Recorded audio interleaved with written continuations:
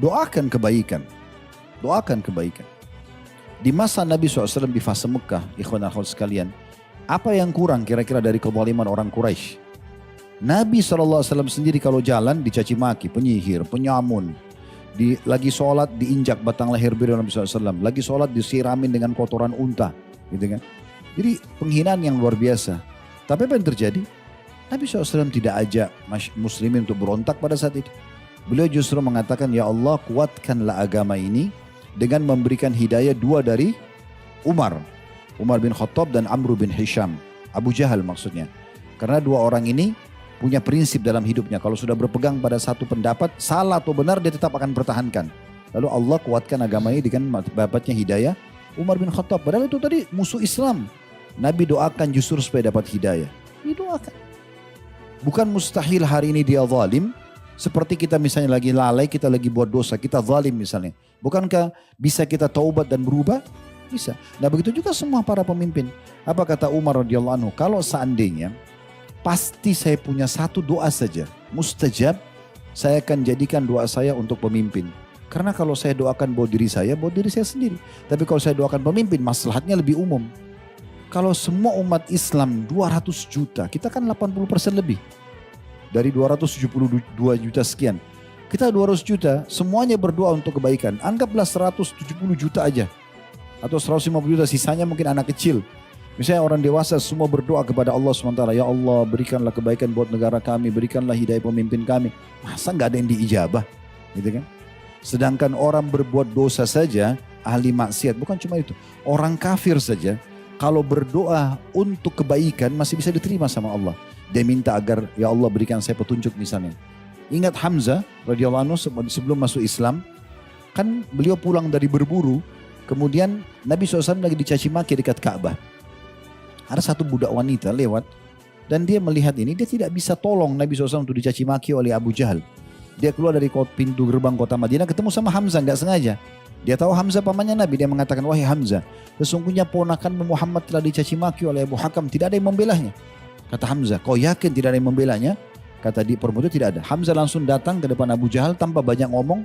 Dia keluar, angkat, dicabut busur panahnya, dihantamkan ke kepala Abu Jahal sampai berdarah.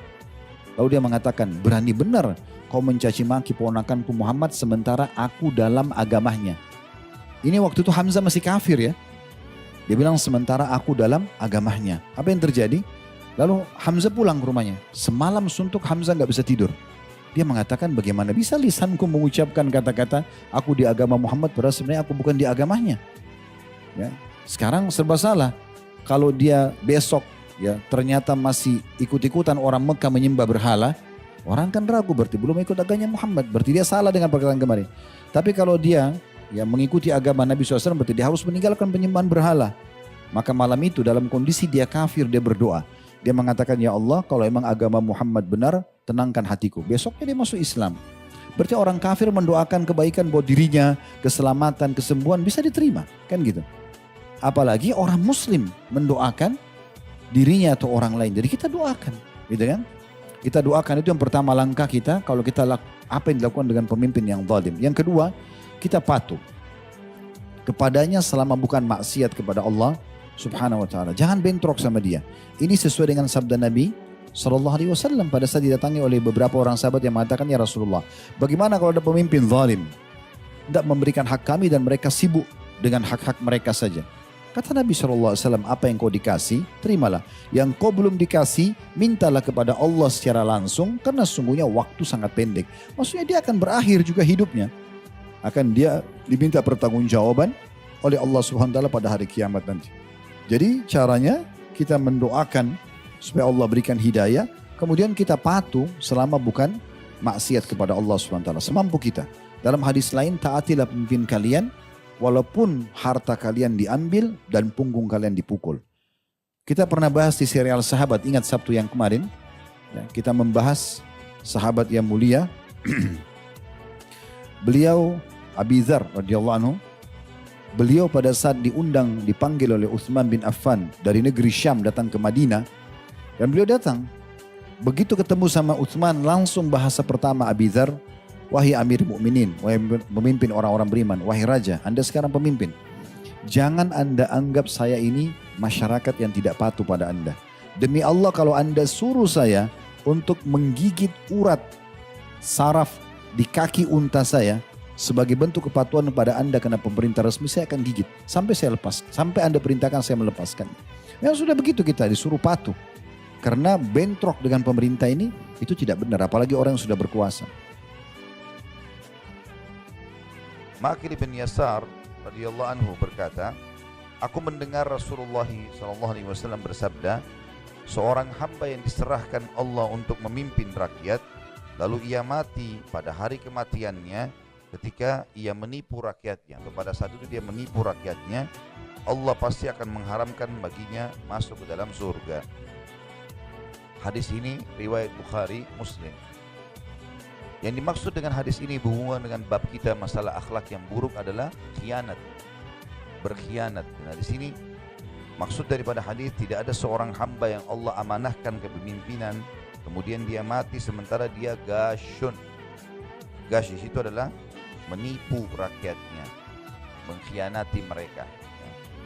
Kecuali pasti Allah akan haramkan baginya surga. Tentu hadis ini menjelaskan tentang masalah kepemimpinan. Siapapun yang diberikan pemimpinan, bisa pemimpin negara, bisa pemimpin lembaga, diberikan amanah. Lalu dia menipu mereka.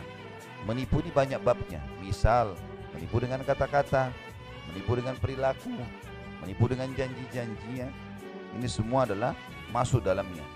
Misal dengan kata-kata, dia mengatakan, baiklah nanti saya naikkan gajinya, nanti saya begini, nanti saya akan berikan, janji. Bohong, dia tahu dirinya dia tidak akan lakukan itu. Maka ini masuk dalam masalah gash atau menipu. Banyak orang mau jadi presiden, mau jadi raja, janjinya banyak sekali. Akan begini, akan begitu, saya akan begini, saya akan begitu. Bahaya, kalimat ini berat pertanggung jawabannya di depan Allah Subhanahu wa ta'ala. Kita kalau punya masalah sama tetangga saya satu orang, itu sudah cukup habisin pahala kita hari kiamat.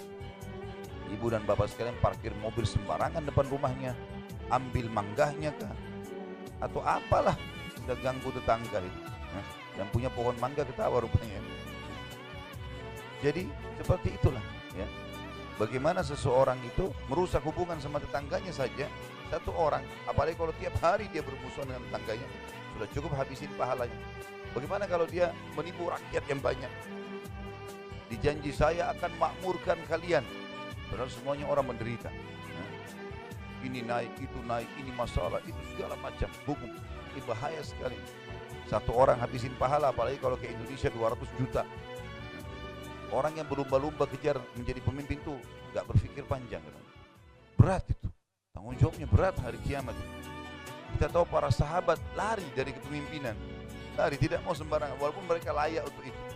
Gak ada yang secara khusus mengejar gitu. Kecuali kalau sudah ditunjuk harus kepepet keadaannya, baru mereka ambil alih. Kalau enggak, mereka enggak mau lari. Bahkan para tabi'in lari dari kedudukan-kedudukan yang tinggi, seperti larinya Sufyan ats-Tsauri dari kedudukan hakim, karena memang dia tahu ini nanti akan masalah. Sampai khalifah memaksa dia enggak mau, dia lari, tinggalkan kota Mekah. Karena memang dia merasa dia tidak layak, dia tidak mau, takut nanti salah hukum, ada musuh pada hari kiamat. Jadi harusnya orang berpikir hati-hati dalam masalah ini. Kata-kata bisa juga masuk dalam dari janji-janji atau perilaku atau gerakan-gerakan ya, tubuh.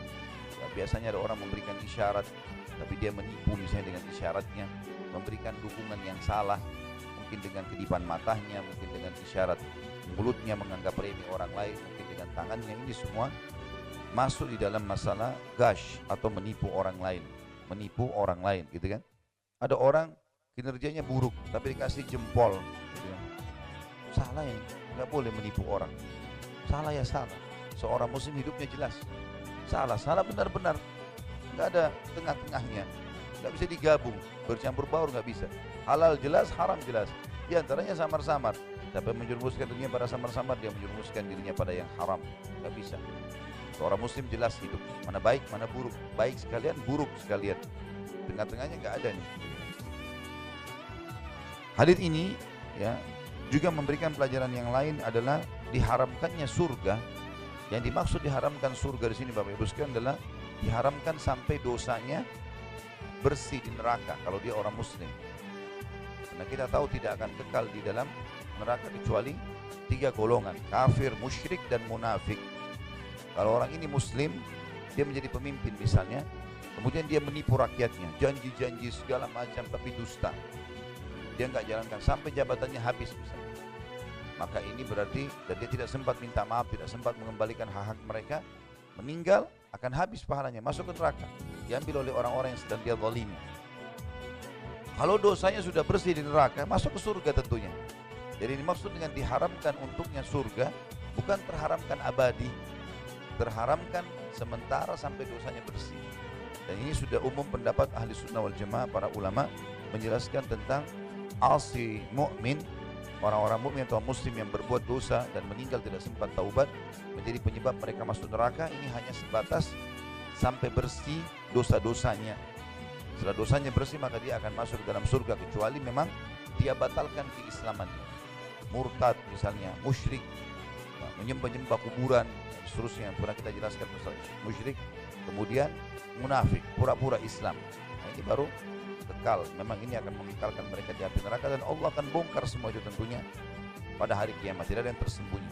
Makanya sabda Nabi SAW yang berbunyi, tidak ada seseorang yang dalam hatinya ada sebesar biji sawi dari la ilaha illallah kecuali masuk ke dalam surga.